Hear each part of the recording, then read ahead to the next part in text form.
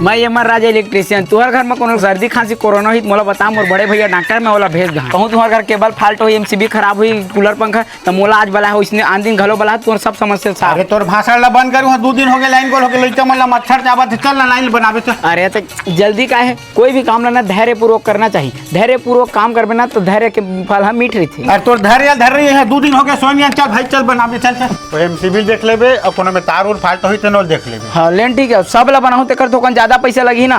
पैसा वाले बात पहले बता दे रही बने लगते, बाद में पैसा पर मैं कचकच नहीं कर। अरे मैं तोर में फोकट गोठिया दे, पैसा टेंशन तो मत ले, तो बनाना लाइन ला भैया।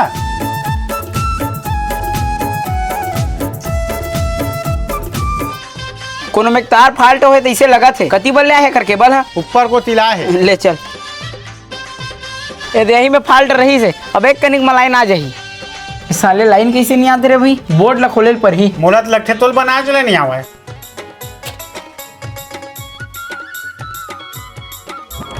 मोर असन लाइन बनी हमर मुंगेली में नहीं है। ये दे देख आ गए, बड़ा चंडाल है बड़ा। अब 10 वाले लोकल बल्ब अपन घर में लगाए तो मैं क्या कर सकता हूँ बता ना। ये दे बंद कर देता हूँ।